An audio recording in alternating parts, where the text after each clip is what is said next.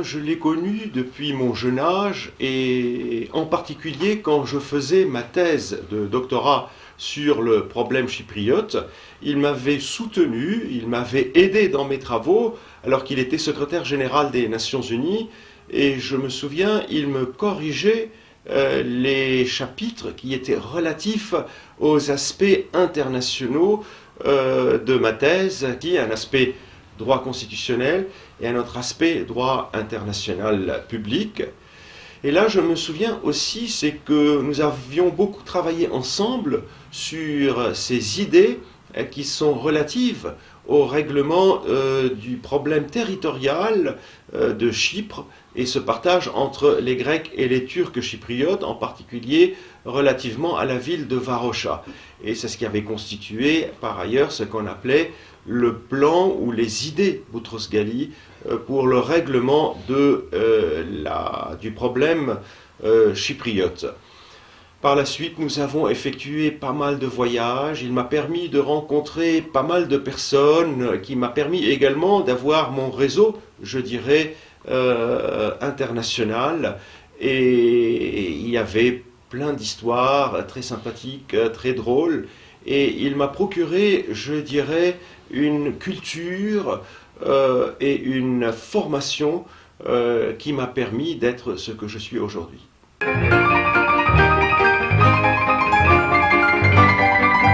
C'est quelqu'un qui est très intelligent, érudit et très diplomate, qui agit toujours avec un tact et qui faisait tout pour éviter de heurter la susceptibilité des uns et des autres. C'était quelqu'un aussi qui avait de très bonnes manières, qui savait agir et réagir d'une manière, je dirais, talentueuse, et qui avait, tout en ayant cette très très bonne manière, il avait un respect des différentes personnes qui étaient en face de lui, son personnel par exemple, les gens qui travaillaient auprès de lui, soit aux Nations Unies ou bien à l'Organisation internationale de la francophonie, ou bien chez lui à son domicile. Et il avait ce respect pour l'être humain, et je dirais qu'il avait une humilité, il était humble, et puis simple, d'une simplicité qui est extraordinaire. Il se promenait par exemple dans la rue, et quelqu'un qui l'arrêtait, il était sans garde du corps, sans personne d'ailleurs, et il parlait avec les gens d'une manière simple, parce qu'il se considère comme un être humain, comme les autres, et c'est là l'une des valeurs de Boutros-Ghali. Alors il avait un autre aspect qui était très sympathique, très attachant, et c'est ce qui laisse d'ailleurs un très grand vide derrière lui, c'était son sens de l'humour, et qui d'ailleurs alimentait ses discours, alimentait ses interventions médiatiques, ou bien dans les conférences qu'il donnait, ou bien les cours qu'il dispensait également dans les universités. Is Disneyland a member of the UN? No, because Disneyland is not an independent state. Do you think in 100 years' time, Disneyland or Disney World could have a seat? No. Disneyland is not doing politics. Disneyland is doing... Well, some of them is, some of them characters. Quand il était même secrétaire général des Nations Unies, et d'ailleurs c'est très intéressant de voir ça, c'est qu'il avait répondu à une interview extraordinaire. On lui a posé la question si Disneyland, le territoire de Disney, pouvait oui ou non considérer un État qui pouvait reconnaître internationalement dans le cadre des Nations Unies, alors qu'il était secrétaire général des Nations Unies. Et il faut regarder donc les séquences de cette émission pour voir l'humour avec lequel il répondait à ces questions. Alors, je reviens toujours à ce côté humoristique et le sens de l'humour, mais également, je dirais, le côté humain de Boutros-Ghali, qui s'était résumé par ce sens de l'humour. Pourquoi je disais humain? Parce que c'était quelqu'un qui aimait aussi non simplement les êtres humains, mais qui avait également un amour pour les animaux. un amour pour les animaux, et j'ai une anecdote aussi à vous raconter moi-même plutôt. C'était quand il s'intéressait à tous les animaux, en particulier aux chats. Et je me souviens une fois lors d'un voyage qu'il a effectué à Chypre, et j'ai voulu absolument lui montrer l'un des chats qui était mon protégé à côté de la plage sur une jetée, il y avait des rochers. Et puis nous sommes allés, et lui marchait, il avait 91 ans, je me souviens, pour aller voir mon fameux chat.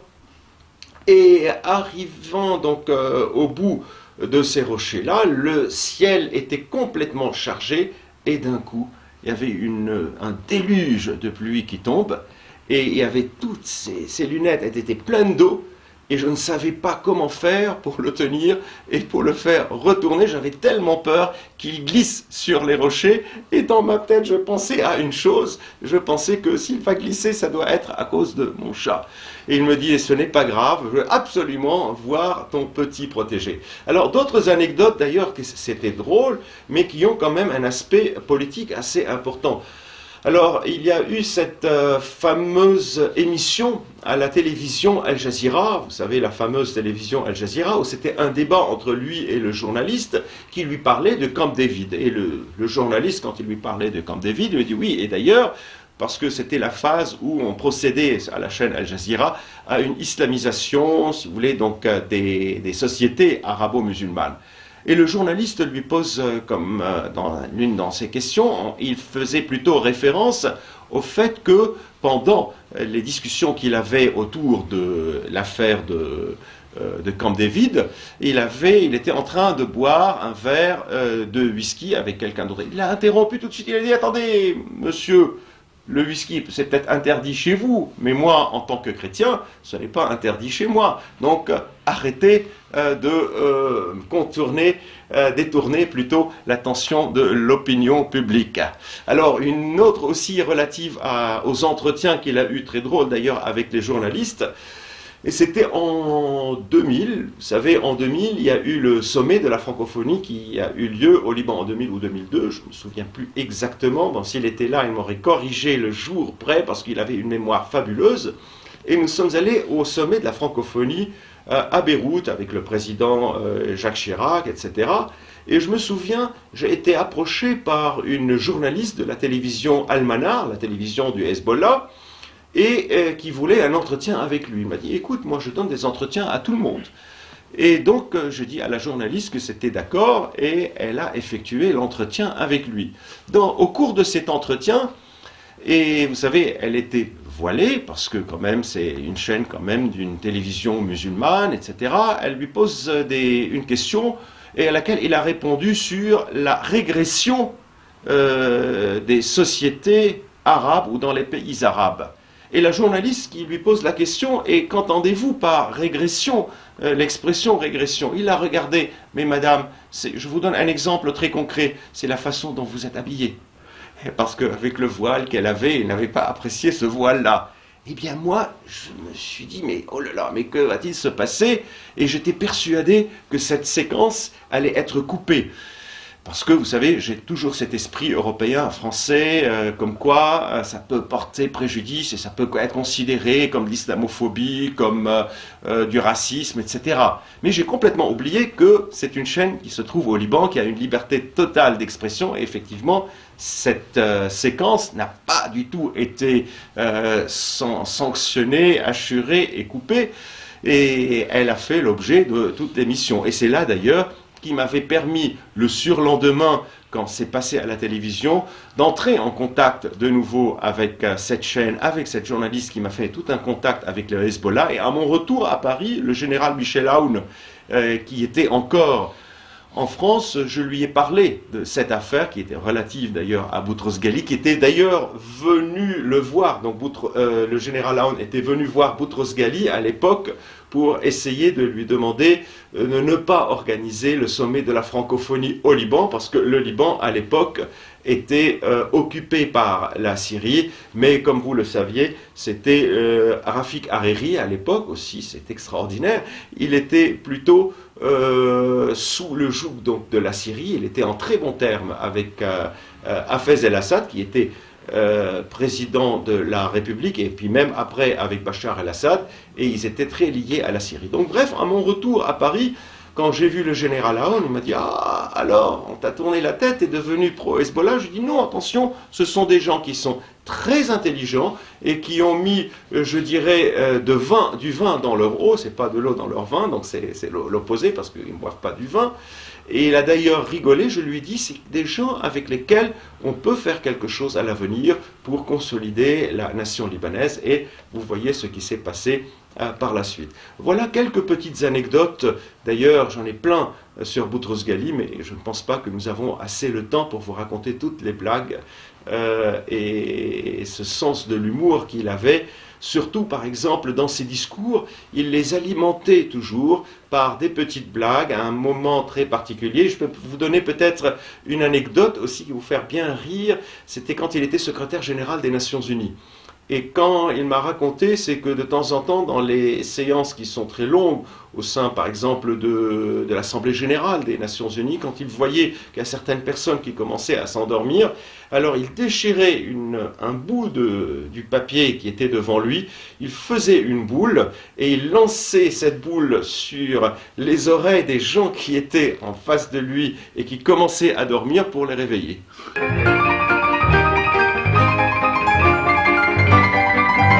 Il était passionné par tout ce qui est littérature, tout ce qui est artistique. Littérature, mais il lisait surtout beaucoup d'ouvrages philosophiques.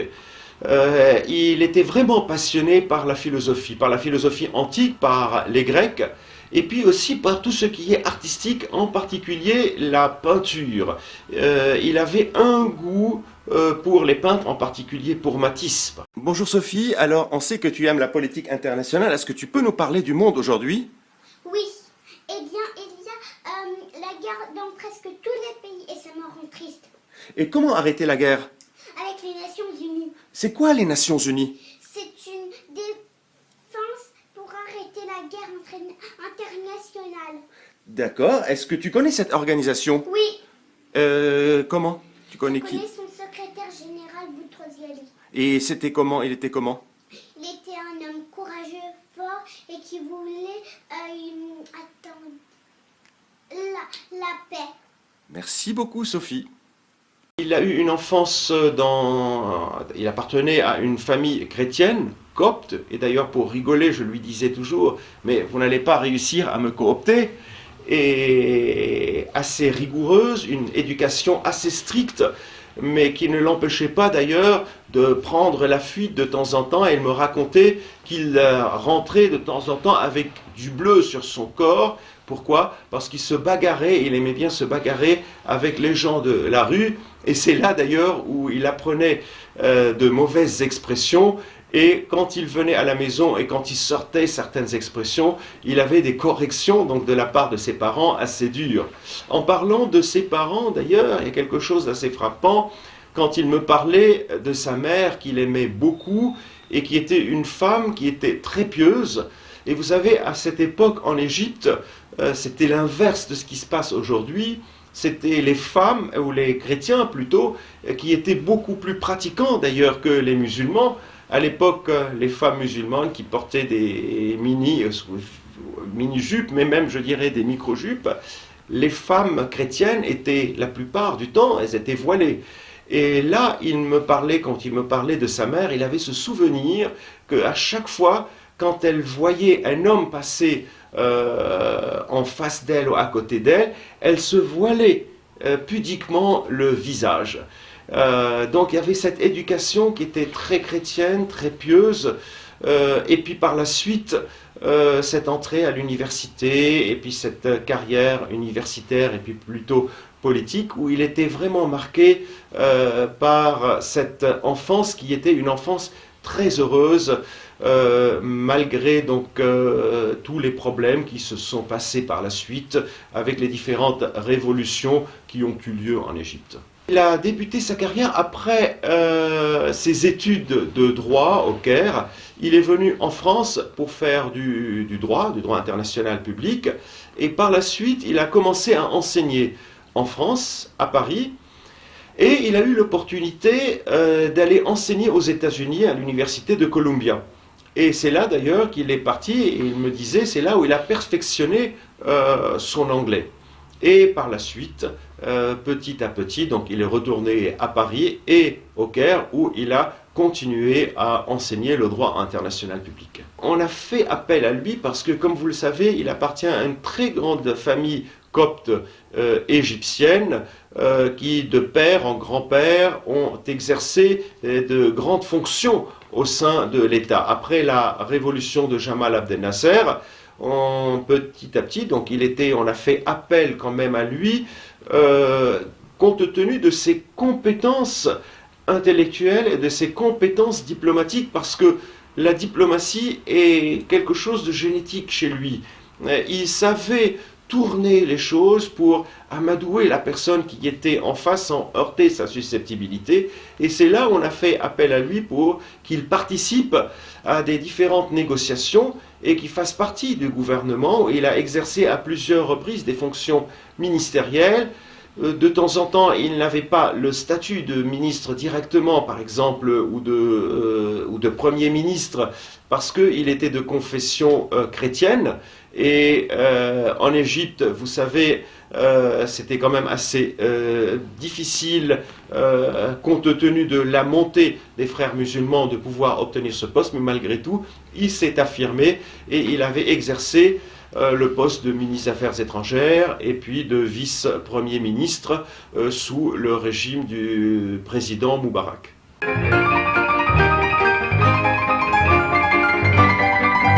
Roland Dumas, qui était ancien ministre des Affaires étrangères, qui me l'avait raconté, et j'ai été poser la question à Boutros Ghali, qui me l'avait d'ailleurs confirmé. En fait, l'idée vient de Roland Dumas, qui un jour a été voir le président François Mitterrand, et il lui a dit « Écoute, que penses-tu si on travaillait en vue que Boutros Ghali devienne secrétaire général des Nations Unies. En plus, c'est un ami de la France, il est francophone, et ça serait pas mal que nous ayons une certaine influence, pour une fois, sur les Nations Unies, et en particulier sur le secrétariat général des Nations Unies, qui était à son apogée. Parce que quand même, quand Boutros Ghali exerçait sa fonction, c'était encore, les Nations Unies étaient ce qu'elles étaient depuis leur création après la Seconde Guerre mondiale. Eh bien, le président Mitterrand a téléphoné, contacté le président, son homologue égyptien, Moubarak, et lui a proposé s'il pouvait proposer la candidature de Boutros Ghali. Le président Moubarak lui dit « Écoutez, c'est une très bonne idée, mais je vais voir, et puis je vous répondrai. » Et c'est là où le président Moubarak a convoqué Boutros Ghali en lui disant « Mais écoute, mais nous entendons très bien, je ne vois pas pourquoi qu'il a été dire au président Mitterrand contourner tout cela pour proposer ta candidature au poste de secrétaire général des Nations Unies. » Il a dit « Attendez, mais j'ignore totalement cela. » Et puis quand il a appris les choses, effectivement, l'idée venait de Roland Dumas, qui lui-même avait pris cette initiative, cette idée, et de présenter sa candidature. Et c'est de cette façon-là que la France a beaucoup travaillé pour qu'il devienne secrétaire général des Nations Unies. Bon, il arrive aux Nations Unies, c'était pas une période très particulière parce que c'était la fin de la bipolarisation, la chute de l'Union soviétique, et le monde était à la recherche, je dirais, d'un nouvel équilibre. Ce nouvel équilibre qui était très difficile à atteindre, de 90 à 92, il a pris en charge les Nations Unies en 1992, et donc il a eu pas mal de différends avec notamment les Américains qui, on le sait, c'était l'époque où ils ont commencé à vouloir s'ériger en gendarmes du monde. Bon, déjà, il y a eu les différentes interventions. Il est venu après la fameuse intervention pour lutter contre l'Irak, qui était intervenu pour envahir le Koweït. Et il y a eu les fameuses sanctions donc, contre l'Irak. Il est venu juste après. Et déjà, beaucoup de gens le confondent et oublient cela. Mais il y a le problème du Kosovo où quand même les Américains ont joué un très mauvais tour à la Yougoslavie, alors à l'ex-Yougoslavie, en particulier aux Serbes, qui ont commencé à se rapprocher de Moscou. Et c'est là où Boutros-Ghali a vu qu'effectivement, il y avait une manipulation et les Nations Unies n'avaient pas les moyens d'effectuer une certaine politique indépendante de celle des États-Unis. Mais il y a eu quelque chose aussi qui l'a beaucoup affecté, c'est le Rwanda. Et c'est le véritable génocide de millions de personnes au Rwanda, avec je dirais, un cynisme international, une situation aussi importante que les différents massacres ou génocides qui se sont déroulés au cours du XXe siècle et dont on essaye donc d'écarter comme si les êtres humains, il y a une certaine priorité, une certaine catégorie d'êtres humains par rapport à d'autres. Et cela qu'il avait véritablement rendu très triste de voir ce massacre où il s'est rendu sur place, où il sentait l'odeur de ces cadavres qui étaient en cours de décomposition. Et quand il est revenu, il avait encore ces images et il pleurait.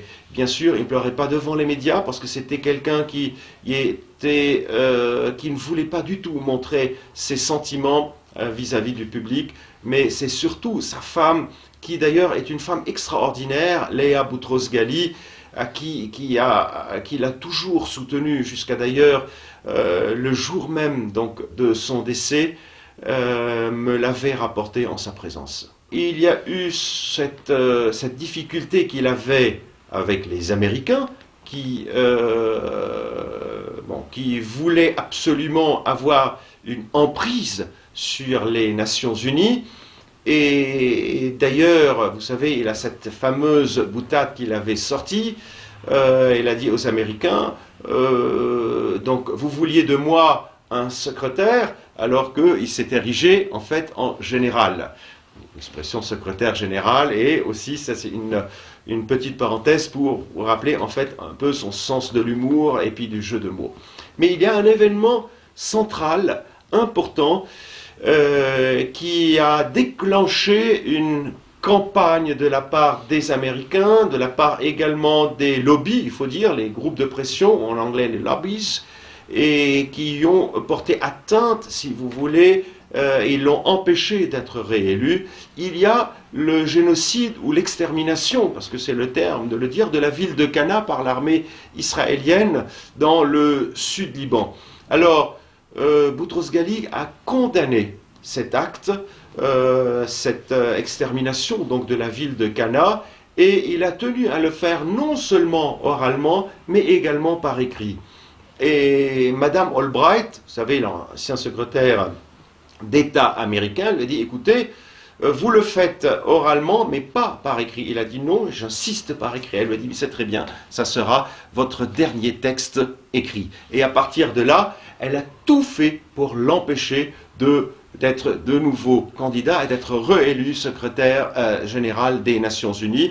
Elle a tenu à empêcher les coups de téléphone de soutien à la candidature de Boutros-Ghali quand ses chefs d'État ou ses puissances appelaient à ce sujet-là le président Clinton. Elle demandait qu'il y ait un filtrage et qu'on filtrait pour savoir pour quelles raisons vous voulez parler au président Clinton, pour faire un filtrage pour que ces communications ne soient pas données au président Clinton.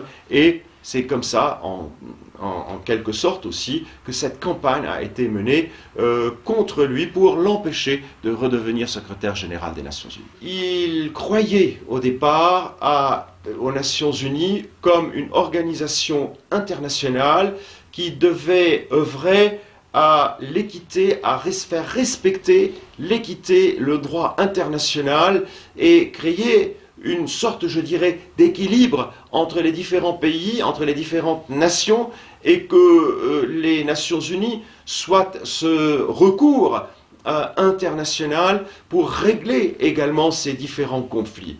Et malheureusement, il s'est rendu compte de plus en plus et petit à petit que il y a une infiltration au sein des Nations Unies. C'est que c'est pas simplement d'un point de vue objectif, mais il y a ces groupes de pression, il y a également le rôle de ce qu'on appelle les sociétés secrètes que j'ignorais et que je croyais, bon, c'est des histoires de complot, c'est des histoires, etc. Mais il m'a dit, mais croyez-moi, je vous donne un exemple, les groupes de pression autour du chef de l'État américain, le président des États-Unis, il découvre la plupart du temps son discours dans l'ascenseur qu'on a déjà préparé et présenté pour lui. Il m'a parlé également des différents pôles qui détiennent le pouvoir aux États-Unis et ce rôle, je dirais, formel du président de la République qui est là parce qu'il a un rôle, je dirais, protocolaire, un rôle constitutionnel à accomplir et qui est très difficile de faire. Et même lui, en tant que secrétaire général des Nations Unies, comme je vous l'ai dit, quand il dépasse certaines, quand il a essayé de franchir certaines lignes, eh bien, on lui a coupé l'herbe sous les pieds pour ne pas pouvoir avancer. Et donc ça, c'est important et c'est là où j'ai compris, avec des documents à l'appui, l'existence et le poids de ces think tanks, de ces sociétés secrètes, de ces groupes de pression, ce qu'on appelle en anglais lobbies, et les lobbies, si on francise un peu l'expression, qui agissent en fait sur la scène internationale.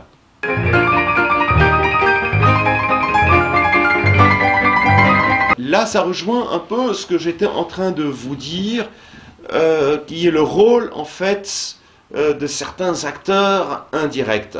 Alors, Louis Alliot, c'est un ami qui est avocat, qui a aussi sa carrière, il a une très bonne, une brillante carrière politique, qui est vice-président donc d'un parti politique qui est le Front National, et qui a rédigé un livre qui n'a rien à voir, si vous voulez, avec sa carrière politique. C'était un livre juridique sur les chefs d'État sous la Ve République et l'Union européenne. Mais c'est un travail constitutionnel parce que Louis Alliot est constitutionnaliste.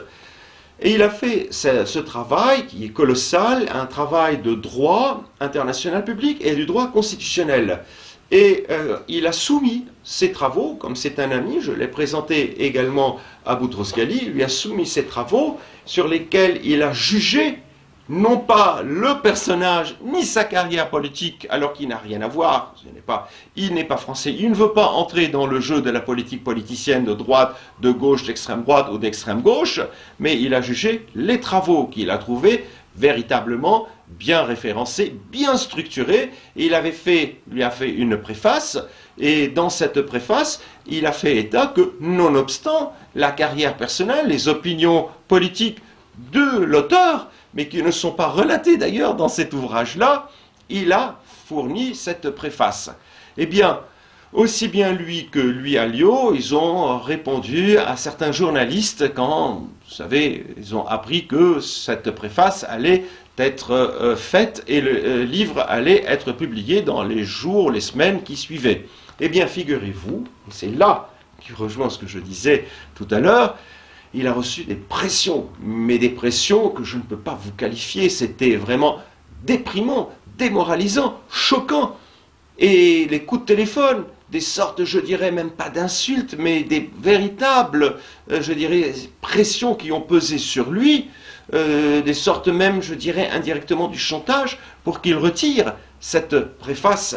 Et il avait quand même, à 91 ans, un âge assez avancé, on n'avait pas quand même le courage d'affronter cette nouvelle épreuve qui est née d'une bêtise totale. C'est que, écoutez, c'est une préface qui est faite sur un livre scientifique sans une volonté de lui, parce qu'il a préfacé des livres à des gens aussi bien de droite que de gauche, et nonobstant, si vous voulez, leur appartenance politique. Et malheureusement, comme vous le savez, en France, il y a quand même une mentalité assez particulière et qu'il avait quand même poussé pour éviter cette polémique de retirer sa préface du livre de Louis Alliot.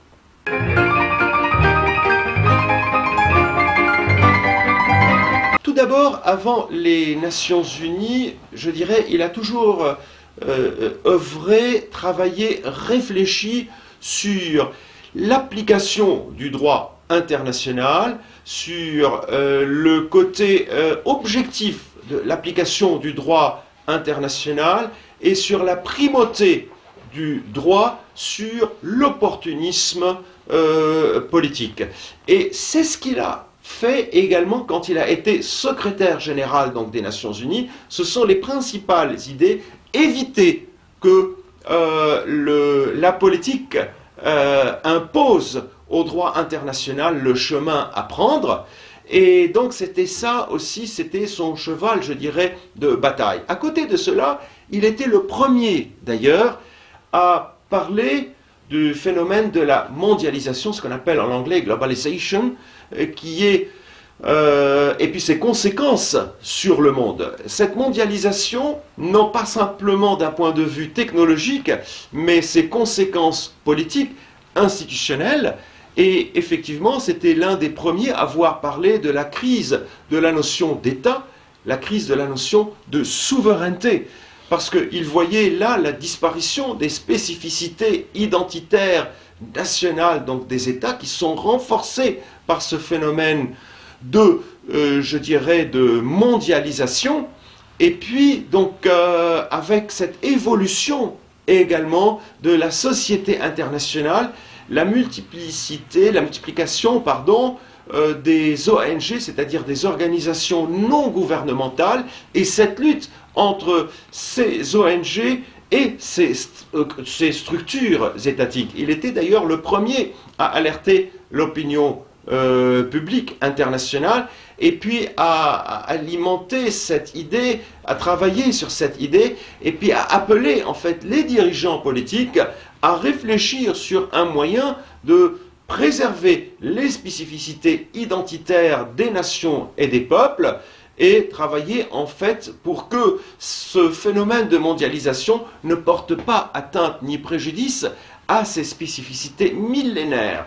Lui, par exemple, venant de l'Égypte, il ne voulait pas voir quand même son histoire, l'identité égyptienne, en particulier de la communauté à laquelle il appartient, les Coptes et Cuptos, donc qui sont les véritables autochtones de l'Égypte, disparaissent et que cette identité disparaisse. De 1920, 22, 23 à 1945, il y a eu une opposition, il y a eu des massacres. Mais comment? Vous avez eu des réunions qui se sont tenues au Caire. Il y avait un mouvement palestinien extrêmement important.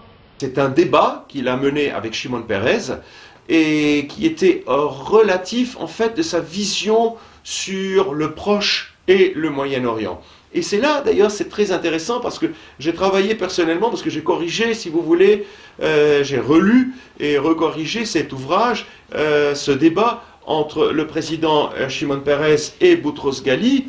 Et ce qui est assez intéressant, c'est ce croisement de deux visions distinctes, justement, relativement à la notion de nation, à la notion également de culture, et je dirais ces deux droites parallèles qui sont entre la société et la vision du nationalisme israélien et la vision du nationalisme par les Arabes, par les différents pays arabes.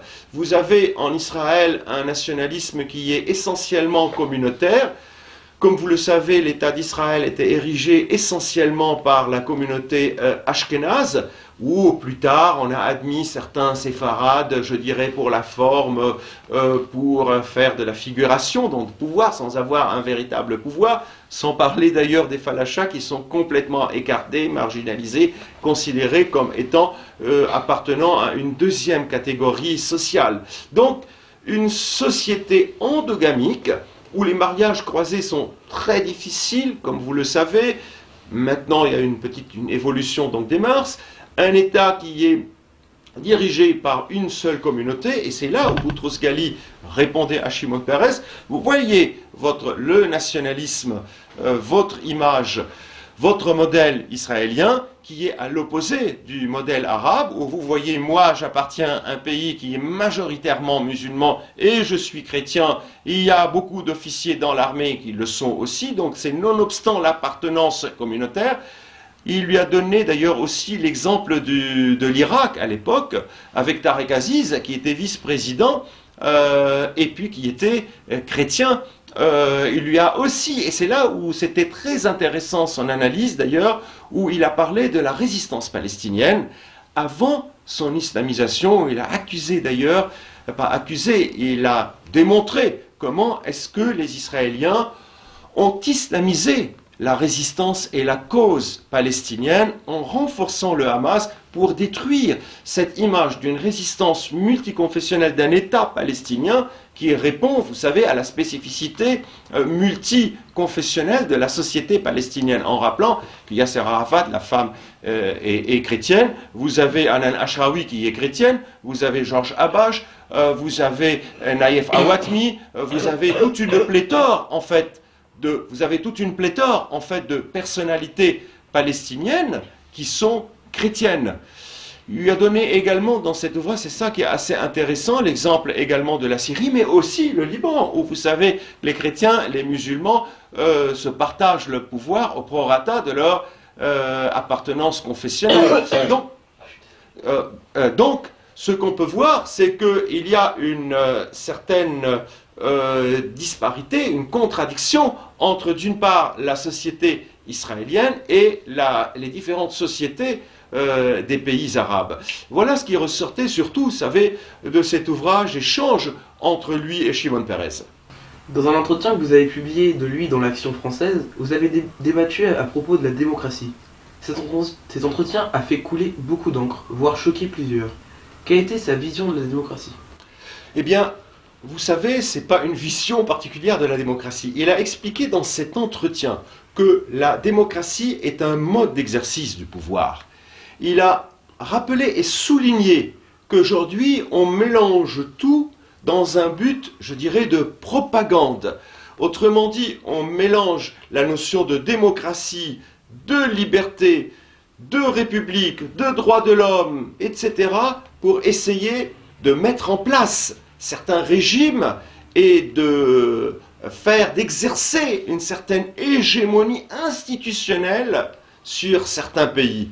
Autrement dit, aujourd'hui, on veut imposer le système, ce qu'on appelle des démocraties occidentales, à des pays qui ont leur propre spécificité culturelle, leur spécificité institutionnelle et politique qui n'ont rien à voir avec l'Europe. Je prends par exemple l'Afrique.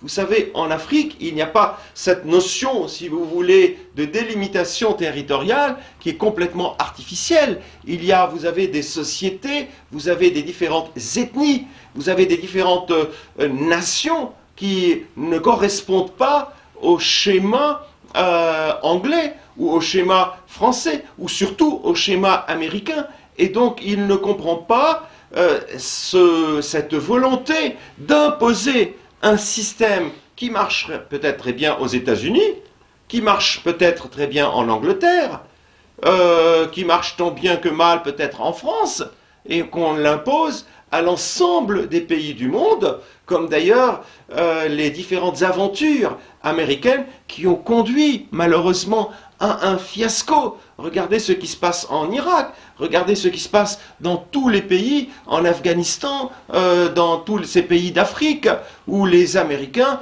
veulent, et les Occidentaux veulent imposer un système qui n'a rien à voir avec les spécificités culturelles, historiques, religieuses, et puis, je dirais, civilisationnelles, que chaque endroit du monde a d'une manière différente des autres. Et d'ailleurs, c'est l'un des objectifs de l'UNESCO, qui est celui de la préservation des spécificités, des civilisations et des différentes nations dans le monde. Durant le printemps arabe, nous l'avons entendu timidement dans les médias. Pourquoi cette attitude? Eh bien, il n'est pas du tout resté discret pendant le printemps arabe, mais c'est plutôt, il a subi un certain ostracisme de la part des médias qui n'ont pas voulu qu'il s'exprime et pour démontrer la réalité de ce qui se passe dans la rue arabe.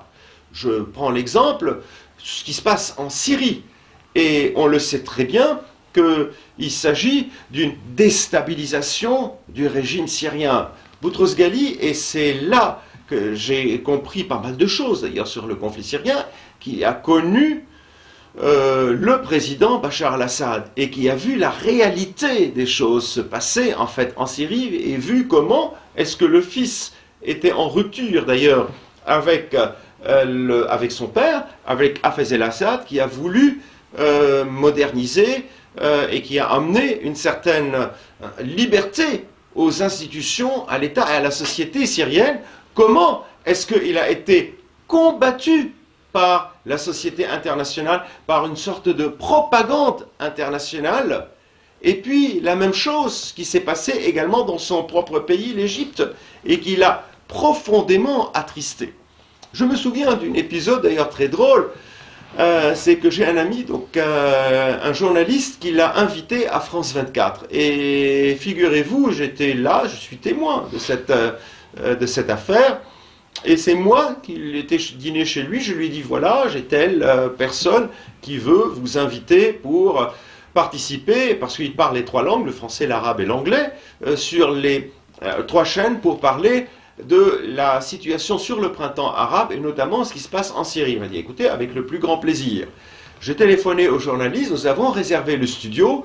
Le jour où il s'est rendu pour donner cet entretien, eh bien, ça coïncidait, un pur hasard, avec le moment où Kofi Annan a démissionné de la mission qui lui a été donnée par le Conseil de sécurité des Nations Unies pour intervenir et faire une médiation en Syrie, parce que il y avait une médiation qui était en cours pour régler la situation en Syrie. Eh bien, beaucoup de gens ont commencé à parler le lendemain, qui est Boutros-Ghali, qui intervient le jour même sur France 24 pour parler dans 3 langues.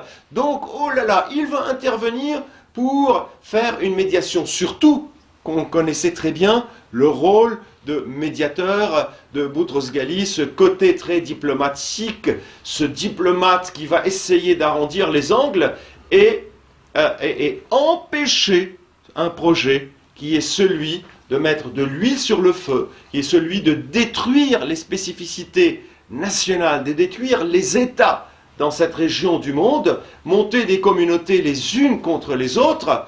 Eh bien, le fait que Boutros-Ghali revienne sur scène et qu'il parle de ces sujets en toute liberté a posé, si vous voulez, a causé toute une polémique dans les médias. Le retour de Boutros-Ghali à 90 ans, qu'allait-il faire, etc. Et c'est là où on voit également qu'il y avait une volonté délibérée pour empêcher les pays du Proche et du Moyen-Orient, surtout les pays arabes, à retrouver leur stabilité. Alors, Boutros-Ghali indirectement, et c'est là où on a travaillé ensemble d'ailleurs, nous avons créé un centre de médiation et d'arbitrage à Chypre. Et ce centre de médiation et d'arbitrage avait effectivement pour objectif, d'un point de vue donc privé, ça sera pour des sociétés internationales, pour régler certains conflits, soit par la médiation ou l'arbitrage, selon les différentes résolutions des conflits internationaux, voire même internes. Mais vous avez un autre aspect qui est public, qui est celui de régler les conflits internationaux par la médiation également et par l'arbitrage, et notamment pour régler ces différents conflits au Proche et au Moyen-Orient. Il y a 3 ans, vous avez organisé avec lui un colloque sur les sanctions internationales à la faculté libre de droit et d'économie de Paris. Quelle a été sa vision relative aux sanctions internationales qui se multiplient de plus en plus sur la scène internationale? Eh bien, effectivement, vous savez, comme je le disais tout à l'heure, il avait toujours une vision que le droit international doit primer sur l'opportunisme politique. Et effectivement, les sanctions internationales, c'est ce qu'on avait déjà, c'était un colloque qui était co-présidé par lui et par également Roland Dumas, qui est un ami commun. Et donc, c'était l'objectif d'expliquer que ces sanctions doivent répondre à la légalité internationale. Et en particulier, la France, avant l'arrivée de Nicolas Sarkozy, était le pays qui veillait à ce que le droit international soit véritablement appliqué et non pas utilisé pour maquiller certaines opérations politiques. Or, ce que nous voyons malheureusement, il y a une multiplication d'usages ou de faire appel à des mesures de sanctions, soit collectives ou unilatérales, et qui ne sont autres que des moyens de guerre, des représailles, et qui sont dépourvus de fondements juridiques. Et nous avons vu quand même Boutros-Ghali, quand il était d'ailleurs aux Nations Unies, c'est ce qu'il avait d'ailleurs expliqué dans ce colloque-là, c'est qu'il avait rappelé les mesures de sanctions qui ont été prises à l'encontre de l'Irak et qui réellement avaient pour objectif d'affaiblir la population, de mener une guerre contre la population civile pour créer un terrain favorable à l'éclosion d'un conflit social ou bien, et plus tard, intercommunautaire, mais au départ social, pour renverser le régime de l'intérieur contre l'État. Et d'ailleurs, c'était la même chose, parce qu'il avait également fait allusion à cette situation en Libye. Vous savez, quand il y a eu l'affaire du Lockerbie, les mesures de sanctions qui ont été édictées, c'était pour renverser le régime par l'intermédiaire d'une révolution, je dirais, d'une révolte de l'intérieur contre l'État libyen. Et donc, c'est cet aspect-là. Et deuxième aspect, c'est que quel est le moyen, à quel moment peut-on lever les sanctions? Et c'est là où on voit qu'il y a une volonté politique qui est toujours derrière. Là, maintenant, cette multiplication donc, des sanctions, ça prouve que même les Nations Unies, qui malheureusement ne sont plus du tout ce qu'elles étaient depuis qu'il a quitté son poste de secrétaire général des Nations Unies, n'a plus du tout, ne joue plus du tout le rôle qu'elle a été appelée à jouer pour réguler la société internationale. Après les Nations Unies, il est devenu secrétaire général de l'Organisation internationale de la francophonie. Qu'en était-il? N'était-ce pas moins prestigieux pour quelqu'un qui était à la tête de l'ONU de se retrouver à la tête de cette organisation? Eh bien, effectivement, quand on pense que, voilà, il a quitté les Nations Unies, était secrétaire général des Nations Unies, un rôle de super chef d'État au niveau international, eh bien, figurez-vous qu'il croyait encore plus ou autant à un monde particulier qui est le monde francophone. Un monde francophone, ce n'est pas simplement d'un point de vue linguistique, autrement dit, une association des pays qui parlent le français. Pour lui, la francophonie devait constituer un groupe d'États, une véritable organisation internationale, encore beaucoup plus importante que l'Union européenne ou que d'autres organisations internationales, et qui sont ces pays qui sont liés par un attachement, je dirais, millénaire à la France, et qui sont liés d'un point de vue historique et je dirais traditionnel et naturel.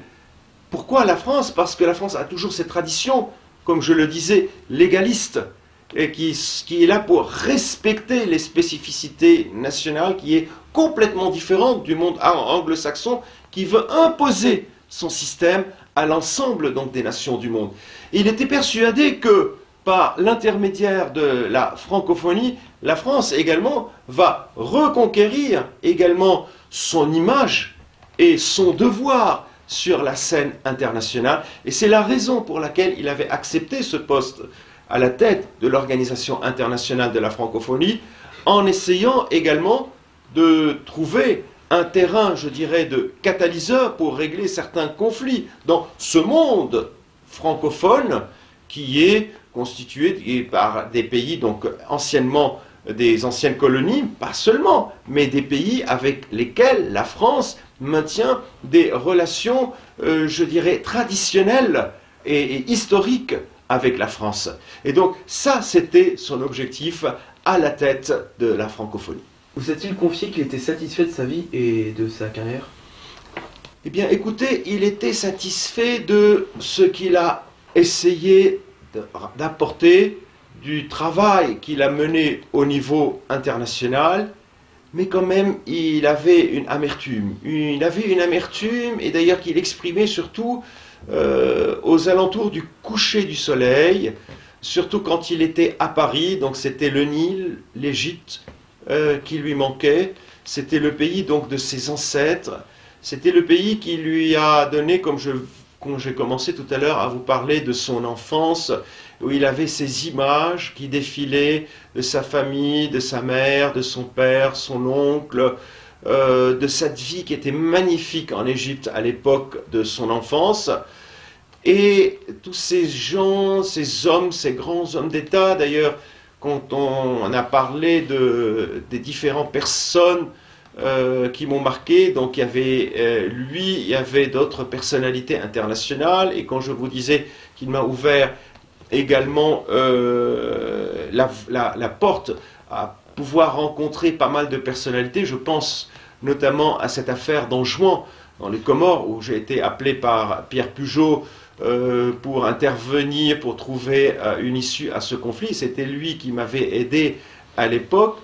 Et par la suite, quand j'étais l'avocat de Bob Denard, et j'avais besoin d'un contact avec Nelson Mandela, et c'est par son intermédiaire que je suis entré en contact avec Nelson Mandela, où j'ai parlé de cette affaire également avec l'ancien président Jacques Chirac, où c'était vraiment la société encore internationale avait des hommes d'État. Et ces hommes politiques, c'était des hommes ou des femmes d'État.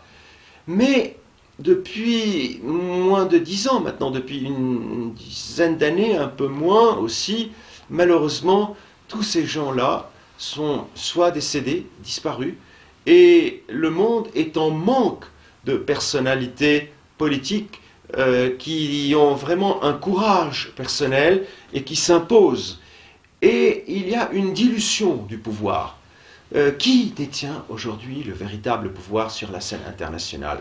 Les médias, les lobbies des finances, d'autres sociétés secrètes, les États-Unis, l'Union européenne, la Chine, la Russie?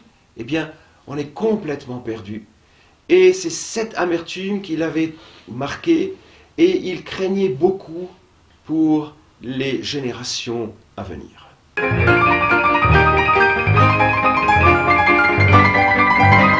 Eh bien, justement, son message pour les générations futures, c'est de ne pas se couper du passé, de l'histoire, des spécificités identitaires. Vous êtes là parce que vous avez des parents. Vos parents sont là parce qu'ils ont des grands-parents, ils avaient des grands-parents. Et vous êtes là parce que vous avez envie aussi de donner la vie à des enfants et à des petits-enfants qui ne doivent pas renier votre travail. Donc c'est de votre devoir aujourd'hui de respecter la mémoire de vos parents, de vos grands-parents et de vos ancêtres. Tel était le message de Boutros Ghali, et c'est la raison pour laquelle je lui rends hommage, en hommage à un grand homme qui a marqué l'histoire du XXe et une grande partie du XXIe siècle.